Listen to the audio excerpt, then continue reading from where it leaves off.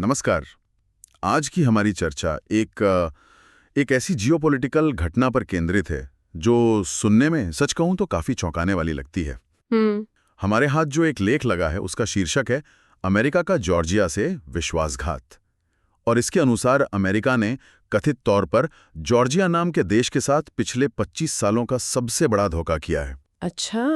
और ये वही जॉर्जिया है जिसने लेख के मुताबिक अमेरिका के कहने पर रूस से दुश्मनी मोल ली, 17 साल पहले युद्ध भी लड़ा और अपनी जमीन का हिस्सा भी गंवा दिया। हाँ, ये बात तो है। तो आज हम इसी लेख के दावों को थोड़ा समझने की कोशिश करेंगे। ये कथित धोखा आखिर है क्या, इसके पीछे की कहानी क्या है और जॉर्जिया के लिए इसके मायने क्या हो सकते हैं। चलिए इस पूरी स्थिति को थोड़ा गहराई से खंगालते हैं। बिल्कुल, ये एक बहुत ही दिलचस्प मामला है और काफी पेचीदा भी। हम देखेंगे कि कैसे एक छोटे से देश की भौगोलिक स्थिति उसे अप्रत्याशित रूप से महत्वपूर्ण बना देती है। हाँ, क्योंकि बदलते रिश्तों और उनके प्रभाव की भी है ना? बिल्कुल। तो शुरुआत यहीं से करते हैं, ये जॉर्जिया आखिर है कहाँ, दुनिया के नक्शे पर, और इतना अहम क्यों हो गया। लेख इसे प्राइम लोकेशन वाला देश बताता है। नक्शे पर देखें तो लगता तो छोटा सा ही है। हाँ, छोटा तो है। जॉर्जिया काला सागर के पूर्वी किनारे पर बसा है। इसके पड़ोसी हैं रूस, तुर्की, आर्मेनिया और अजरबैजान। अच्छा। पहले ये सोवियत संघ का हिस्सा था, फिर 1991 में आज़ाद हुआ। अब देखिए, इसकी लोकेशन ही इसकी सबसे बड़ी खासियत है और शायद सबसे बड़ी मुसीबत भी। कैसे? सोचिए, मध्य एशिया के देश हैं जैसे अजरबैजान या आर्मेनिया, ये चारों तरफ से जमीन से घिरे हैं, है ना? हाँ, लैंडलॉक्ड है। बिल्कुल। अब उन्हें अगर अपना सामान, खासकर तेल और गैस, समंदर के रास्ते दुनिया भर में भेजना है तो उन्हें पोर्ट तक पहुंचना होगा, और जॉर्जिया उन्हें वो रास्ता मुहैया कराता है, काला सागर तक। अच्छा, तो ये एक तरह का गलियारा हुआ, कॉरिडोर। हाँ, बिल्कुल सही शब्द। लेख में एक अच्छी उपमा दी गई है इसकी। मान लीजिए एक बहुत बड़ा खेत है, लेकिन उसका रास्ता सीधे हाईवे तक नहीं जाता, और एक छोटा सा जमीन का टुकड़ा है जो उस खेत को हाईवे से जोड़ता है। तो जाहिर है उस छोटे टुकड़े की कीमत बहुत ज्यादा होगी। हाँ, बिल्कुल। जॉर्जिया वही छोटा लेकिन बेशकीमती जमीन का टुकड़ा है जो अजरबैजान और आर्मेनिया जैसे देशों को काला सागर रूपी हाईवे तक पहुंच देता है। और इसके बदले जॉर्जिया को फायदा होता होगा आर्थिक रूप से। निश्चित रूप से। इस विश्लेषण के मुताबिक ये देश जॉर्जिया को पारगमन शुल्क, ट्रांजिट फीस और दूसरे तरीकों से काफी पैसा देते हैं। तो भले ही देश छोटा हो, आर्थिक और रणनीतिक लिहाज से इसकी अहमियत बहुत ज्यादा है। ये सिर्फ एक देश नहीं, एक महत्वपूर्ण कड़ी है उस पूरे इलाके में। समझ गया। तो आर्थिक और रणनीतिक महत्व तो है, लेकिन फिर ये रूस के साथ टकराव वाली स्थिति कैसे बनी? लेख इशारा करता है कि 2000 के बाद जॉर्जिया का झुकाव पश्चिम की तरफ, खासकर अमेरिका और नेटो की तरफ बढ़ने लगा। हाँ, ये एक बहुत बड़ा टर्निंग पॉइंट था। साल 2000 तक, जैसा कि लेख बताता है, जॉर्जिया के रूस के साथ संबंध ठीक ठाक से ही थे। कोई खास दोस्ती नहीं तो दुश्मनी भी नहीं। लेकिन फिर वहां सत्ता परिवर्तन हुआ और जो नई सरकार आई उसने पश्चिम के साथ नजदीकियां बढ़ानी शुरू कर दी।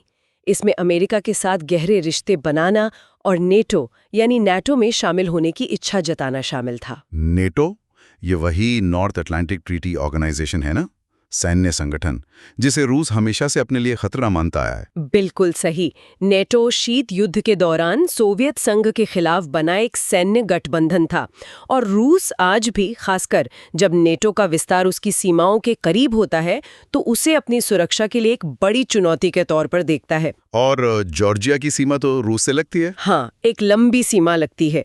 तो जब जॉर्जिया ने नेटो में जाने की इच्छा दिखाई तो रूस ने इसे सीधे सीधे अपने दरवाजे पर नेटो के दस्तक माना। ये उसके लिए रेड लाइन जैसा था। तो रूस ने प्रतिक्रिया दी होगी, चेतावनी वगैरह दी होगी। हाँ, बिल्कुल। लेख के अनुसार रूस ने जॉर्जिया को कई बार चेतावनी दी। उनका तर्क सीधा था, नेटो का जॉर्जिया तक पहुंचना रूस की सुरक्षा के लिए अस्वीकार्य है। ये स्थिति कुछ वैसी ही थी जैसी बाद में हमने यूक्रेन के मामले में देखी है ना। हाँ, बिल्कुल।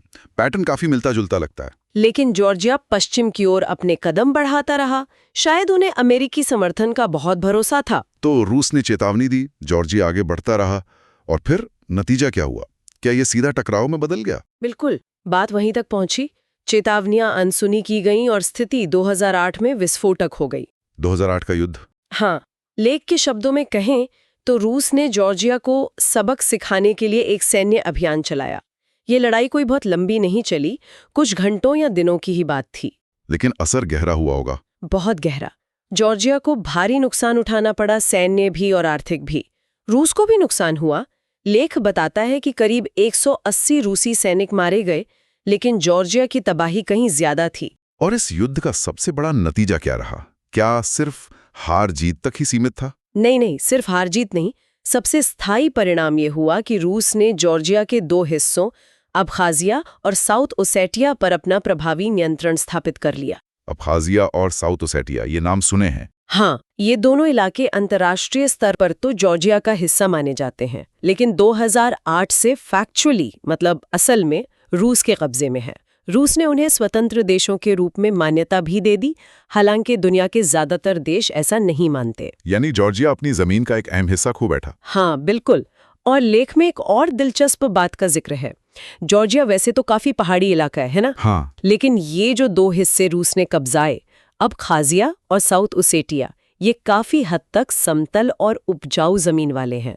लेख का तो दावा है कि रूस अब इन इलाकों में खेती भी कर रहा है, जैसे सूरजमुखी और गेहूं उगाना। अच्छा, तो ये सिर्फ रणनीतिक कब्जा नहीं, शायद आर्थिक पहलू भी है इसमें। ऐसा लगता है। ये दिखाता है कि कब्जा सिर्फ रणनीतिक नहीं, शायद आर्थिक फायदे भी देखे जा रहे हैं। तो 2008 के बाद से ये तनाव बना हुआ है और अब हाल के महीनों में स्थिति और बिगड़ी है। लेख ये भी बताता है कि रूस इन कब्जाए हुए इलाकों में अपनी फौजी ताकत बढ़ा रहा है। जी हाँ, विश्लेषण इसी और इशारा करता है। पिछले कुछ महीनों में रूस ने अब्खाजिया और साउथ ओसेटिया में अपनी सैन्य मौजूदगी को और मजबूत किया है। कैसे? मतलब क्या कर रहा है रूस? वहाँ जो उनके सैन्य अड्डे हैं, उन्हें अपग्रेड किया जा रहा है। नए और आधुनिक हथियार लाए जा रहे हैं, सैनिकों की संख्या भी बढ़ाई जा रही है। ये सब देखकर जाहिर है जॉर्जिया में डर का माहौल बढ़ा है। डर किस बात का?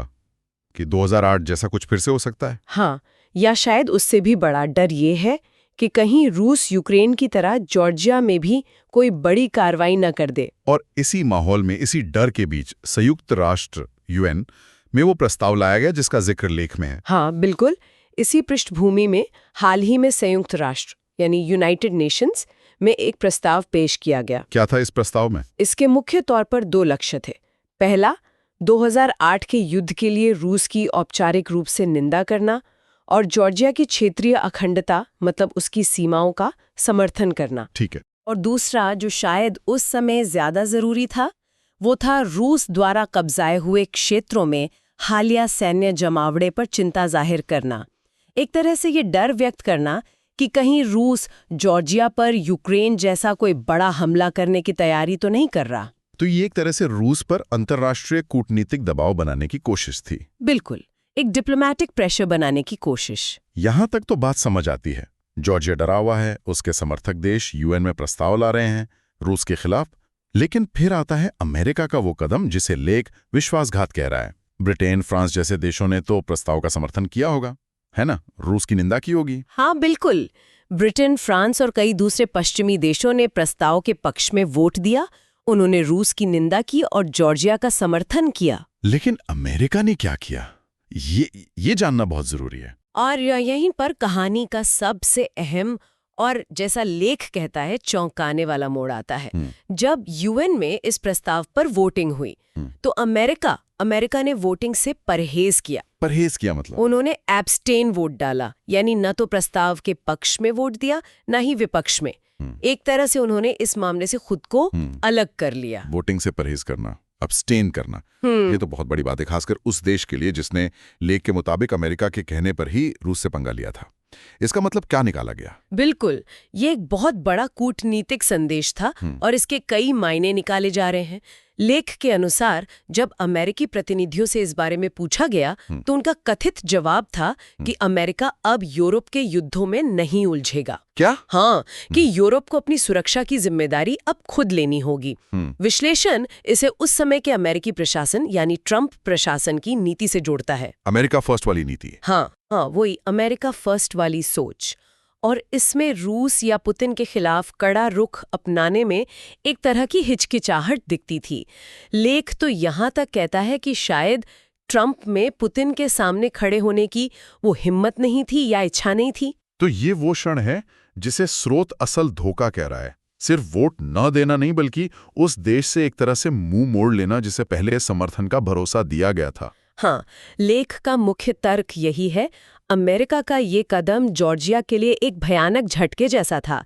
इसे न सिर्फ जॉर्जिया बल्कि पूरे यूरोप के लिए एक संकेत के तौर पर देखा जा रहा है कि शायद अमेरिका अपनी पारंपरिक भूमिका से पीछे हट रहा है। और इसके नतीजे क्या हो सकते हैं जॉर्जिया के लिए? लेख क्या कहता है? विश्लेषण के मुताबिक इससे जॉर्जिया के अस्तित्व पर ही सवालिया निशान लग गया है। अस्तित्व पर सवालिया निशान मतलब क्या ये इतना गंभीर है? लेख में जो आशंका जताई गई है वो काफी गंभीर है। उनका मानना है कि अमेरिका के इस तरह हाथ खींच लेने के बाद रूस को एक तरह से खुली छूट मिल सकती है। खुली छूट किस चीज के लिए? शायद इस मौके का फायदा उठाकर पूरे जॉर्जिया पर ही नियंत्रण करने की कोशिश करे, ये जानते हुए कि अब शायद अमेरिका पहले की तरह बीच में दखल देने नहीं आएगा। ये एक बेहद खतरनाक संभावना है जॉर्जिया के लिए। और लेख में ये भी कहा गया है कि रूस के लिए ये एक शानदार मौका है। ये शब्द थोड़े अजीब लगते हैं इस संदर्भ में। हाँ, लेख इसी शब्दावली का प्रयोग करता है, शानदार मौका। उनका तर्क ये है कि रूस के नजरिए से देखें तो ये यूरोप में अपने प्रभाव को बढ़ाने और अपने विरोधियों को कमजोर करने का एक सुनहरा अवसर हो सकता है। विश्लेषण ये भी कहता है कि रूस को शायद भविष्य में ऐसा अमेरिकी राष्ट्रपति न मिले जो रूस के प्रति इतना नरम रुख रखता हो, या कम से कम रूस के विस्तारवाद पर उतनी कड़ी प्रतिक्रिया न देता हो। तो एक तरह की विंडो ऑफ अपॉर्चुनिटी। हाँ, बिल्कुल। इसलिए रूस शायद इस विंडो ऑफ अपॉर्चुनिटी का फायदा उठाना चाहेगा, अपने रास्ते के कांटे मतलब यूरोप में जो रूस विरोधी ताकतें हैं उन्हें साफ करने का मौका। तो ये पूरी तस्वीर तो वाकई काफी चिंताजनक है। हमने देखा कि कैसे जॉर्जिया की लोकेशन उसके लिए वरदान भी है और अभिशाप भी। कैसे इतिहास के घटनाक्रम, खासकर वो 2008 का युद्ध और फिर अमेरिका की नीति में ये कथित बदलाव उसे एक बहुत ही अनिश्चित भविष्य की ओर धकेल रहे हैं। अमेरिका का यूएन वोट से गैर हाजिर रहना ये वाकई एक बड़ा मोड़ लगता है, जिसके नतीजे, जैसा लेख इशारा कर रहा है, काफी गंभीर हो सकते हैं। हाँ, अगर हम इस पूरी चर्चा के मुख्य बिंदुओं को समेटें तो पहला, जॉर्जिया की काला सागर क्षेत्र में अत्यधिक रणनीतिक स्थिति, वो मध्य एशिया के लिए एक महत्वपूर्ण कड़ी है। सही। दूसरा, 2008 का रूस जॉर्जिया युद्ध और उसके बाद रूस द्वारा जॉर्जिया के दो अहम इलाकों अबखाजिया और साउथ ओसेटिया पर कब्जा कर लेना। तीसरा, हाल के महीनों में इन्हीं कब्जाए हुए क्षेत्रों में रूस द्वारा अपनी सैन्य ताकत में इजाफा करना, जिससे डर बढ़ा है। बिल्कुल। और चौथा और शायद सबसे विस्फोटक बिंदु, संयुक्त राष्ट्र में जॉर्जिया से जुड़े एक अहम प्रस्ताव पर अमेरिका का वोटिंग से दूर रहना, जिसे लेख जॉर्जिया और संभवतः पूरे यूरोप के लिए भी एक बड़े झटके और यहाँ तक कि विश्वासघात के रूप में देखता है। हाँ। ये पूरी कहानी यही दिखाती है कि बड़ी शक्तियों के समीकरण कैसे बदलते हैं और उनकी नीतियों का छोटे देशों के भविष्य पर कितना गहरा और सीधा असर पड़ता है। सही कहा। और हमारे सुनने वालों के लिए यहाँ एक सोचने वाली बात ये रह जाती है, अगर लेख का विश्लेषण सही है और रूस के पास वाकई एक शानदार मौका है जैसा कि कहा जा रहा है, तो सवाल ये उठता है कि रूस इस कथित मौके का इस्तेमाल कब और कैसे करेगा। ये बड़ा सवाल है। क्या वो जॉर्जिया में और आगे बढ़ने का जोखिम उठाएगा? और दूसरी तरफ यूरोप, अगर उसे अमेरिकी सुरक्षा गारंटी पर पहले जैसा भरोसा नहीं रहा, तो वो इस उभरती हुई चुनौती का सामना कैसे करेगा?